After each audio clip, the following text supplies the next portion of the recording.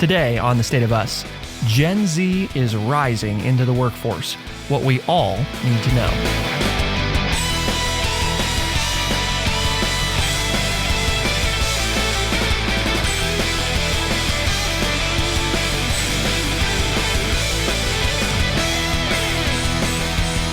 Welcome to The State of Us. I'm your host, Justin T. Weller, joined today by the one and only, your friendly redneck liberal and the senior resident historian here at True Chat, Mr. Lance Jackson. We get to talk about Lance's favorite thing today, the rise of Generation Z, attracting, engaging, and retaining the workforce of the future. Lance has some different thoughts on this, but Lance isn't the only person here today, right? We're excited, Lance. No, we've got one of our favorite guests on today to discuss a report from the conference board about Gen Z. And I must say that I learned some things, but it also raised a lot of questions. So we're hopefully going to get some of those answers. So would you like to introduce her today, Justin? So Robin Erickson, PhD, is Vice President of Human Capital at the conference board and leads the development of research insights across all functions of human capital. Actually, the last time that we had her on, and this shows you how COVID just warps our sense of time. She was the principal researcher at the time in human capital, where she conducted industry surveys, researched leading practices, and wrote a number of reports that we covered on this program.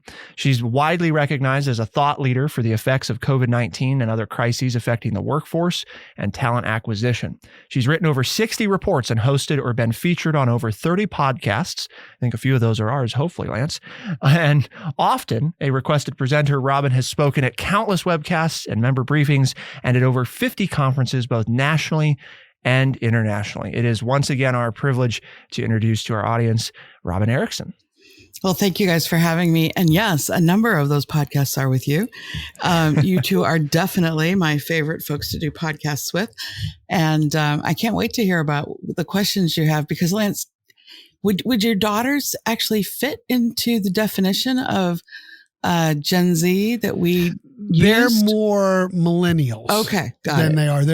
They span the millennial age. It's still, I've interacted with this generation we call Gen Z an awful lot lately, and it just really, my skin crawls sometimes because it's just so different than. And Lance is a boomer than what I'm used to. But if anybody didn't get that, but what I liked about your report, I'm just going to go ahead and get into this because you're the one who's done the research and taught me a few things. But number one, like, why the focus on Gen Z, and what's their importance or the dynamics to the workers' situation in the United States? So, I mean, what led you to focus on this generation? I think most generations get a bad rap when they first enter the workforce. Yes, to be fair, mine did too. Yes. When I was a teenager and a young person, old people looked down their noses at me too. Long ago. I understand that. Yes, back when we were still lighting kerosene lamps, and those kinds of things. Stone tablets. We had upgraded from stone tablets. Oh, okay, got it. But in your report, you talk about what they're over 30% of the workforce? Yes. In less than 2 years from right now, they will be over 30% of the workforce. And let me just define them for anybody who's wondering, what is this Gen Z? When did it start? And just so you know, it's highly debatable when Gen Z started, but we picked the definition from the Bureau of Labor Statistics. We figured we were safe with what the government picked in this case. And the government uses the definition of born in 1997 or later. So when we first started writing this report, it was the end of last year, the beginning of this year. That meant that if they were born in 1997 or later, the oldest is just 26 years and 4 months. So they're not that far, right? A lot of them are still in school or they're just getting out of school. So, and they get a bad rap. I completely understand, some of your frustrations, Lance. In fact, I was met with, hey, nobody's going to read this report on Gen Z. Nobody cares. Aren't they the same as all the other generations at this point in their career? And I was like, not the same, not exactly the same. And that was one of the things we set out to do with this report. So Robin, I mean, if they're just entering the workforce really, or they're just starting to become valuable, it's kind of interesting that like we're doing a report on this. I mean, how many are there really that we can make access to. And you mentioned the 31%, but attracting and retaining talent, I think, right, according to the report, still the number one internal issue of those top level executives at companies. And you guys did that C-suite outlook for 2023 that revealed that that's the thing that executives are still the most even concerned with the about. recession looming, we're in the shadows. Yeah, no, can you believe it? That many industries are still having significant labor shortages. And I'll actually give you a new word. It was new for me. Usually we talk about a jobless recovery. Mm-hmm. We actually have a job full recovery or a recession or whatever we want to call it. Job full recovery. Because unemployment's incredibly low. It's less than 4% at the moment. Usually during a recession, unemployment spikes. So anyway, yes, we have labor shortages. So all those organizations that are looking for workers, they need to understand sort of what makes these Gen Zers tick, because pretty soon they're going to be more than 30% of the workforce. Well, and I think the point of the report is, okay, we're going to go over some of these things that are important to them. And you guys have, I think, 5 major ones here in the report. And whether or not folks out there, like I'm a millennial, we got Lance as a boomer. Oh, I'm an Xer. There we go. We've got all of look them. At this. We got all the important ones. There's your slam to Gen Z, Justin. All right. Don't get on me. No.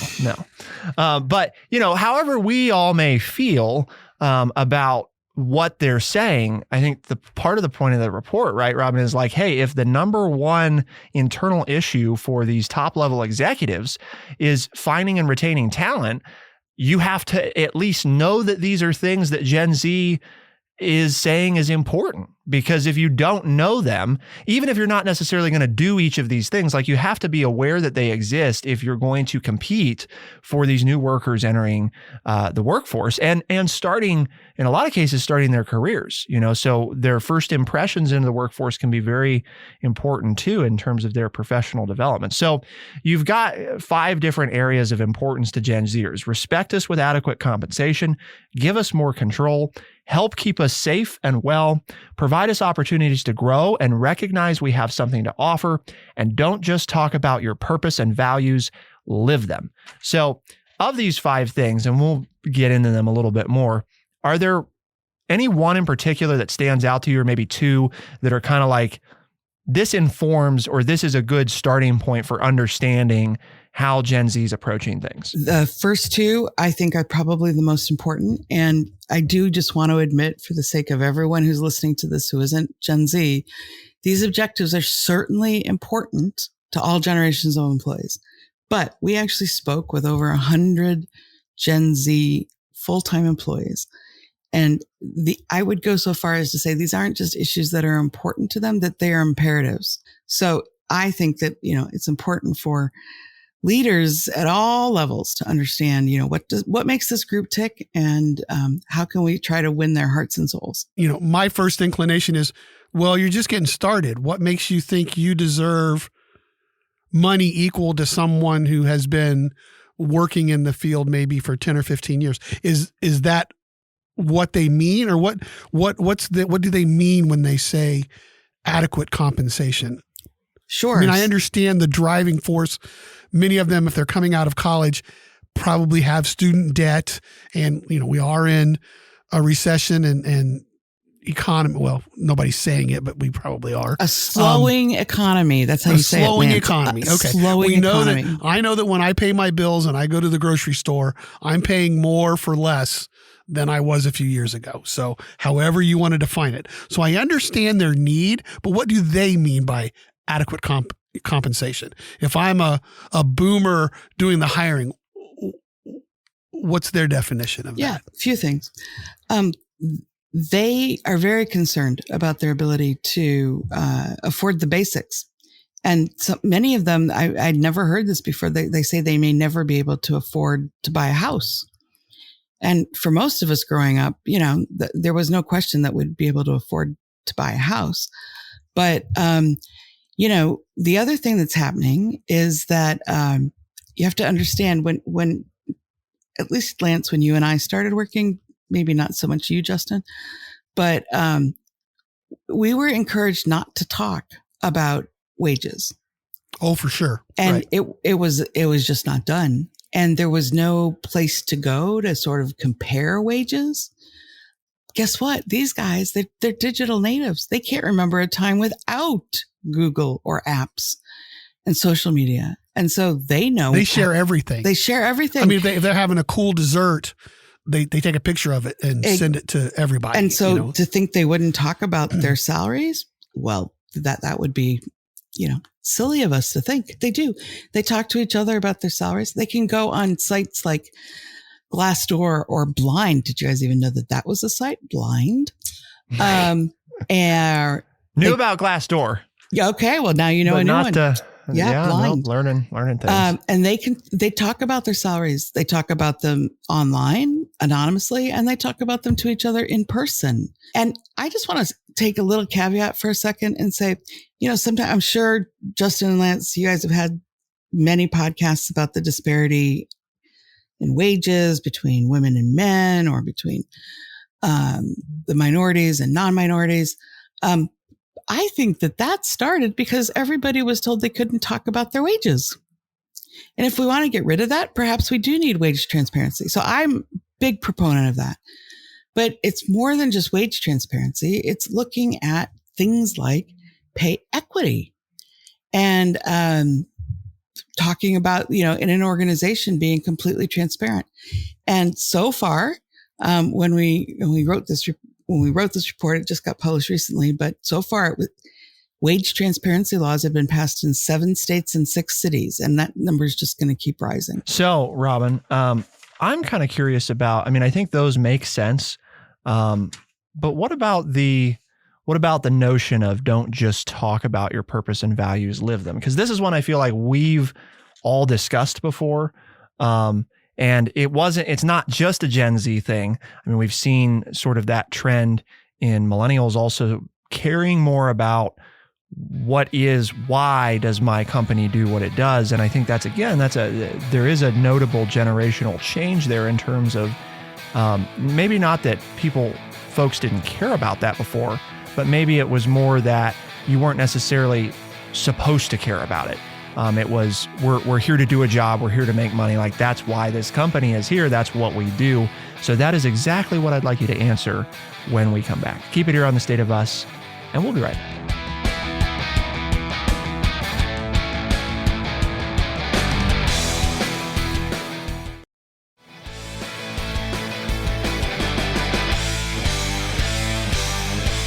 Welcome back. We're talking with Robin Erickson, PhD at the Conference Board, Vice President of Human Capital, and she has a great new report out that we're taking a look at. And where we left off is kind of talking about the 5 things that are very important to Gen Z. And the one that I'm hoping that we can spend a little bit of time on is don't just talk about purpose and values, live them.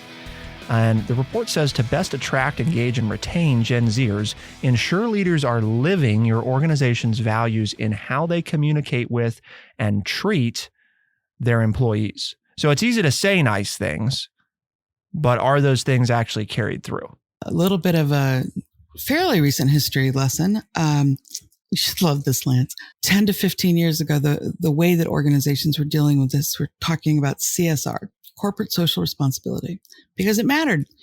And again, one of the premises of this is, yes, these things matter to other generations, and they have in the past.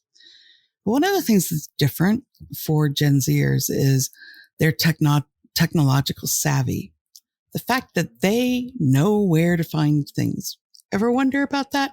Ask a Gen Zer to find out some information on something obscure or someone obscure, and you might just be astonished at what they find out.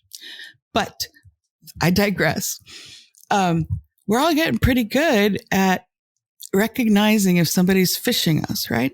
The phishing. No offense to the actual fishers, people who are doing the fisher people who are doing, getting a fish. But we're all getting pretty aware of, this message isn't real, or this is spam, right? That's another thing we say. This is just spam. Well, given the fact that pretty much everything we do could be searchable, findable. And oh, by the way, during COVID, all the people who were doing desk jobs had to open up their lives because they were under lockdown and couldn't leave their their house. And people got to see their houses, right? The cat would walk by the computer screen, or the dog would start barking, or the mailman would come. We all of a sudden, people who'd never seen the inside of their leaders' homes, all of a sudden, that's where things were being, zoomed from. Before we all figured out how to blur our backgrounds and make it work like that.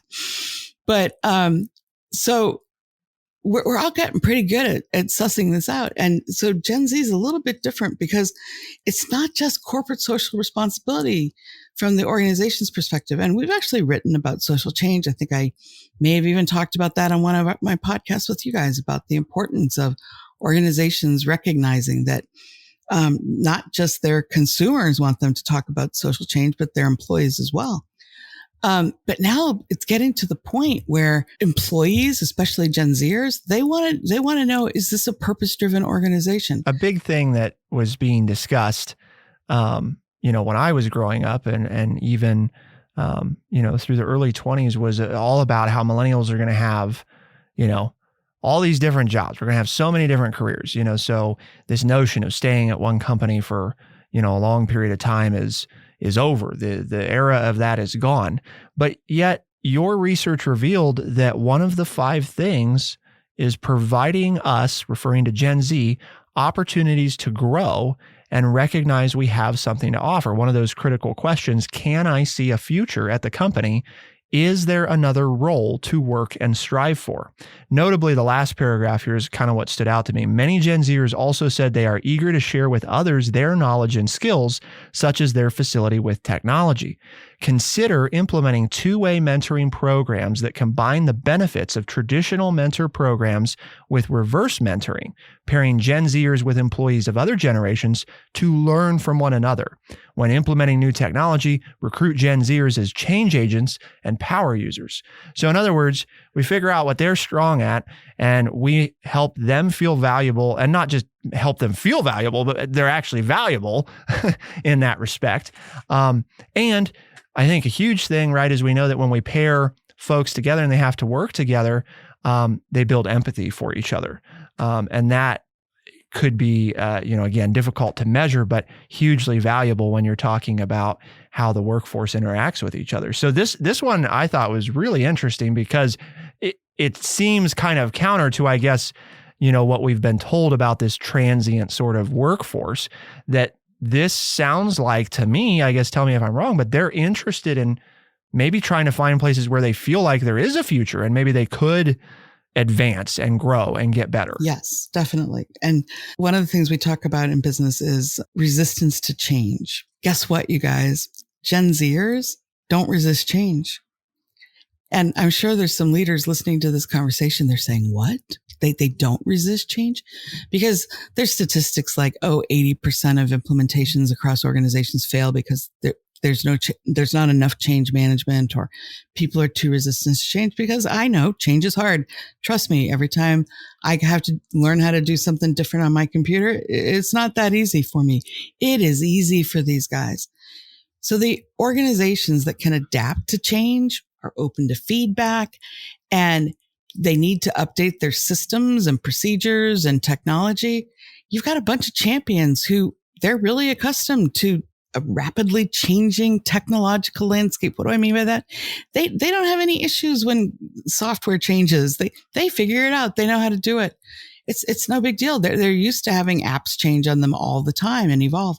So organizations should be like leveraging Gen Zers to help with implementing change. And so they do have something to offer now, even though they're young, even though, they haven't been in their careers that long. And that's a huge, huge plus. If I'm an employer, what are you think some of the key things that I should be doing when I go to hire these Gen Zers? And then on the flip side, if I am a member of Gen Z, of these changes that you've talked about, what, if any, should I expect to see change sooner rather than later? So from both aspects, I'm the employer, and then I'm going to get hired. So as an employer, what do I need to talk about Or what do I need to be able to show that I'm doing to get these people to work in my business? And then as a Gen Z, yes, I'm asking for 5 things here. What can I really expect in the first 3 to 5 years? Okay. I love your double-barreled questions, Lance. I love them, just so you know. But I have both of them written down. So what should employers be doing? So we have 5 suggestions. 1, work with your compensation director to reevaluate your starting salaries and raises. And guess what? Wage transparency may be coming soon to a location near you. So think about adding that to your organizational culture and talent strategy. It will help with more than just Gen Zs, I promise. 2nd, discuss the importance of schedule flexibility. And then make sure that your organization is as flexible as possible about when and where the work is accomplished. Your hourly workers, they want a little bit of control over the shifts they have to take, because they have personal commitments. And we all know that there's a really acute labor shortage with hourly workers, and they're constantly being asked to take extra shifts. Figure out how to make that as painless as possible. 3rd, make sure that your employees feel safe in their organizations. I can't believe I have to say that, but there's been a rise in hostility since COVID in many places. And so, mental health and wellness, one of the things I hadn't mentioned yet is that 48%, according to a Deloitte study, of Gen Zers report that they feel anxious or depressed all the time. A lot of reasons for that, but think about the last 3 years that they've been through with everything that's going on, from a war to supply chain shortages to a global pandemic where so many people have died, to a recession. And they don't have that emotional maturity to deal with all those things. They're not there yet. And almost 50% of them are anxious or depressed. That's a big issue. So think about well-being. 4th, we talked about growth and how important that is.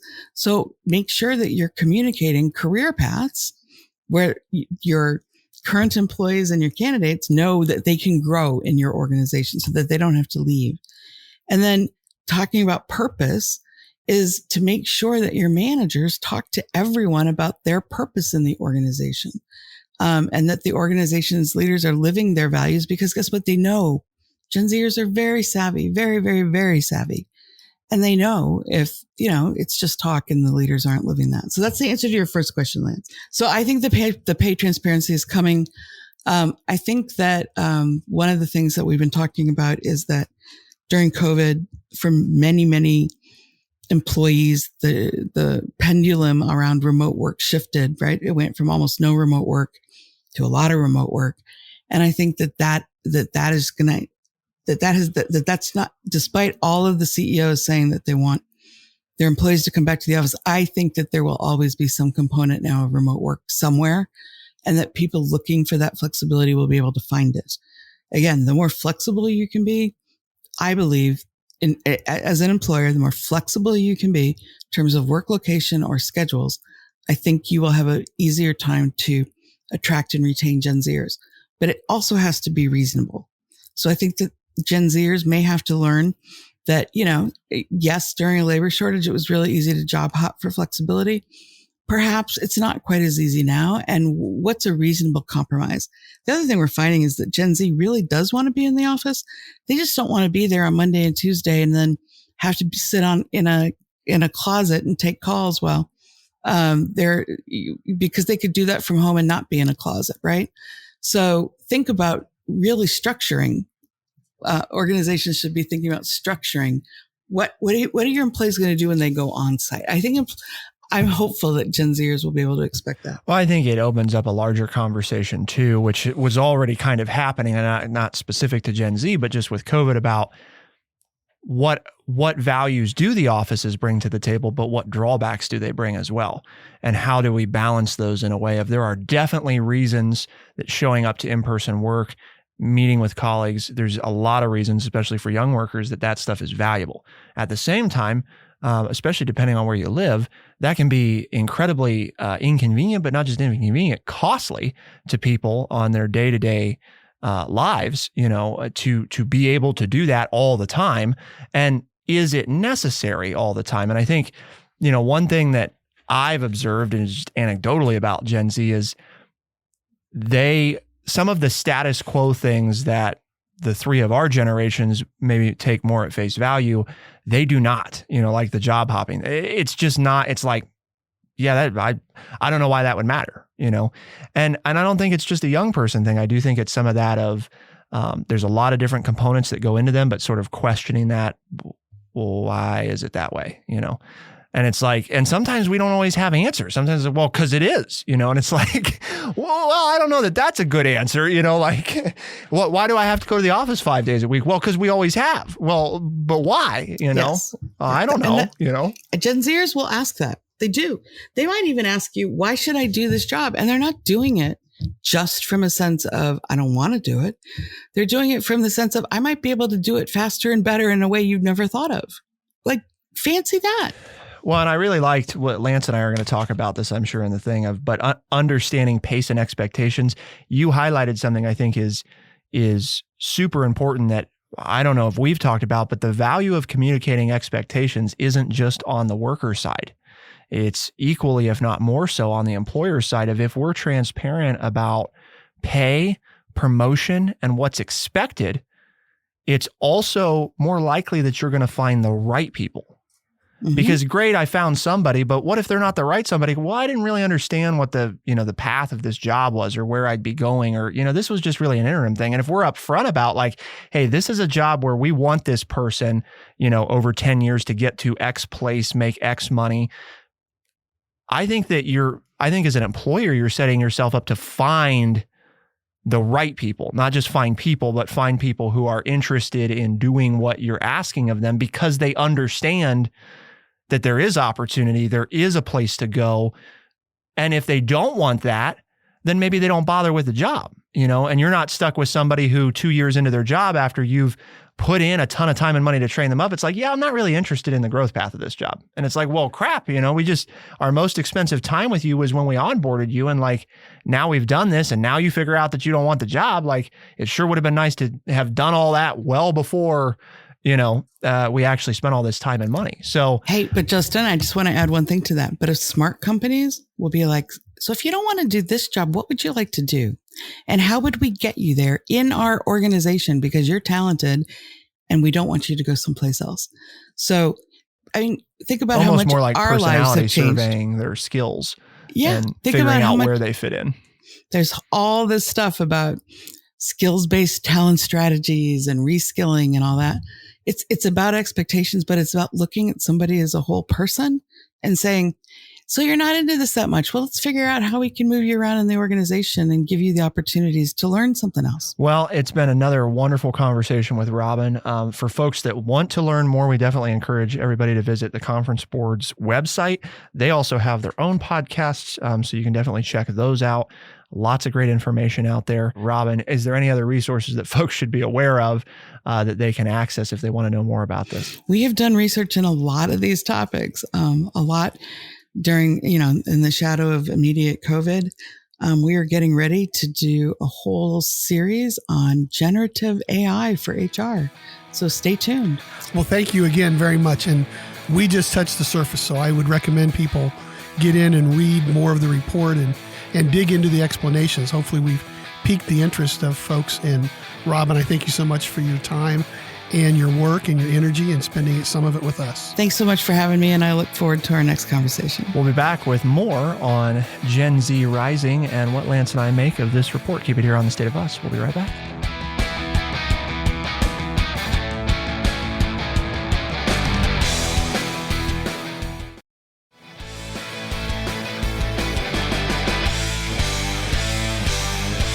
So we got to talk with Robin Erickson from the Conference Board today about the report Gen Z Rising.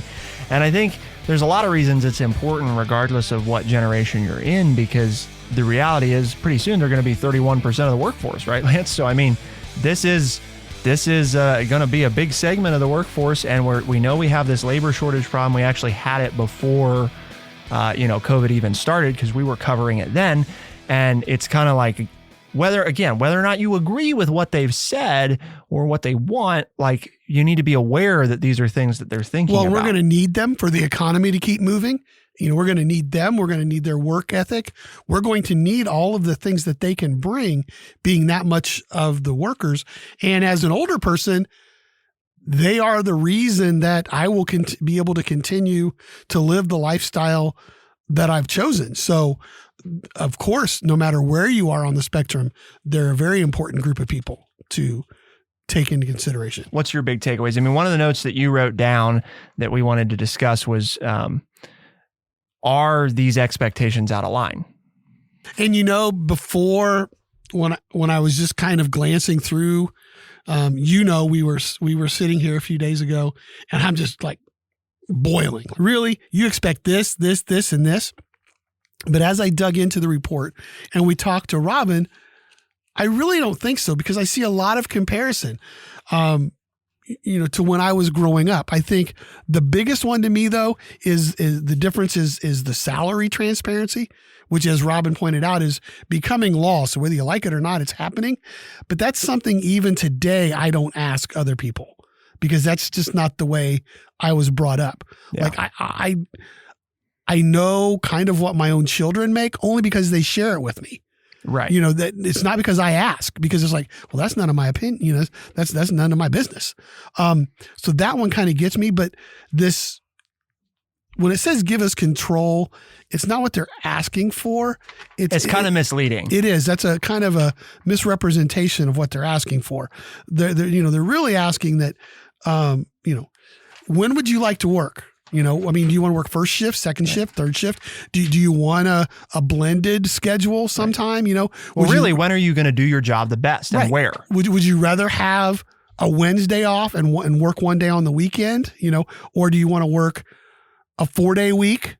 And work 10 hours a day? I think part of what Gen Z has to be open to here also is trying more traditional schedules, not because they're going to love it, but because it will help them figure out what they want. I mean, the other thing is that, like, if I've never worked in an office setting, I may need that to be productive, and you may not even know that. You know what I mean? Some people need that to be productive. They need a physically different space than where they live to be productive at their job, which I am very sympathetic to and understand. Some people, the inconveniences and the hassle of going someplace can actually make them less efficient at their job, because they get caught up in the, I have to get ready I have to do all these things in order to go do this thing. And then by the time I'm actually at wherever I'm supposed to be, I've already expelled a lot of energy and time and effort to just get here, and I didn't want to be here anyway. So I think that's some of it too. And that's not just really a Gen Z thing. If you're going to be paying these people, as an employer, how do I get the most for my money out of any worker? Well, I need to understand how they're going to be the most productive, and then make it possible for them to work in a way that they're productive. And I also think that their questioning attitude is sometimes taken by people of my generation as being disrespectful. And that's not it. Because if you're from my generation, I remember questioning the Vietnam War, questioning my teachers and saying, why are we doing it this way? Couldn't we study it like this? And I got a lot of pushback, and I'm like, well, what's the matter? And as I continued that, I found out they didn't have a good answer. And so I'd put them on the spot. All these Gen Zers are asking are the same things we asked our parents and our adults in our lives for, and we forced them to give us a good reason. And I think that's all Gen Z is doing as well. If you can answer my questions and give me a good reason as to why we're doing it this way, or why the job needs to be done this way, then they're going to fall in line just like we did. But that questioning attitude sometimes I think is taken as disrespectful, and it's not. They just want an answer. Well, and that goes back to just a business principle too, of if our goal is to be the best business, to do this better than anybody else, if we don't have an answer, that's probably not good, because we're probably not doing things to our best potential either. So I think some of it is also just, though, it's a communication thing. I mean, in my experience with Gen Z that I've worked with, they may not mean it as a non-respectful thing, but their interpersonal skills are also not as developed as other generations. Right. So I think that from a Gen Z standpoint, something that they have to accept and work on is they need to be more conscious about how they're communicating with people that aren't members of their generation, because they're not particularly good about how they're presenting something and not making it seem entitled or snobbish or, or disrespectful. They're not, I don't think a lot of times they're trying to do that, but the way they present it, because of what most other generations have come to expect as the norm, feels that way. Well, and what really, and one of the things that pet peeve, right, is I know they always look down at their phone, but I was taught when you're talking to someone else, you look them in the eye. Yeah. And again, that's a pet peeve, but I've always gotten a good response from the younger generation if I explain why I want that. Yeah. Because I know you're paying attention to me. I can read your body language easier, Right. And therefore you can read me. You're not just listening to the words, you know how I'm saying them. You can see my facial expressions. You're getting more of the conversation. And then they're like, oh, well, that makes sense. And it's usually not a problem. But if you just look at them and say, well, you're being disrespectful because you won't look at me. Well, what are you talking about, old man? I'm not being disrespectful. I'm listening while I'm texting on my phone, So again, take the time to explain and have a reason. And I think you'll get a better response from these workers. Well, I think a lot of valuable information today for employers, but also workers, because it's really not just about the people hiring. It's also about the coworkers, right? The people working with them, understanding. It's like we always talk about, understanding the differences. It's not necessarily that one generation has it right or wrong. Maybe you think they do, but if you understand where they're coming from, there's a better chance that you can at least get along with them. You don't have to agree. You know what I mean? Well, if you remember, no matter what age you are, you didn't trust the generation above you or generations either. Yeah. So they're questioning their ideas are no different than what you had when you were their age. Yep. I actually read something recently that talked about how we know that it's a hardwired biological thing between about somewhere in the neighborhood of age 11 to 13 and until about 20 to 22. Most adolescents in those ranges have a biological repulsion to their parents. Like it is and it's not just a mental, but it's a physiological thing that happens in them because you don't want to get too much into it, but we've evolved in a way to prevent inbreeding because of the genetic disadvantages of doing that. Because it benefits us to get out there on our own. Exactly. And procreate and do our thing. Right. So that's where it comes from, but just good to remember from all angles. So why do we have this conversation today, Lance? Well, because here at True Chat, we have a mission, and our mission is to have an open, honest, and respectful conversation about the issue.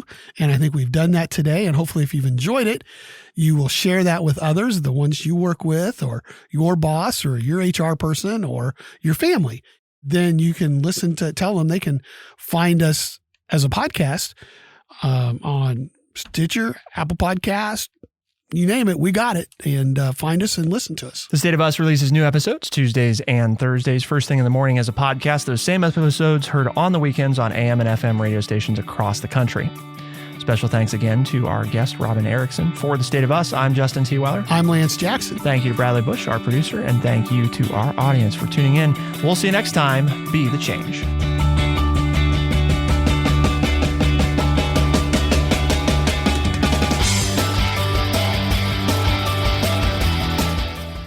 Be sure to check out our website, thestateofus.org, for books, articles, and all the ways to tune in.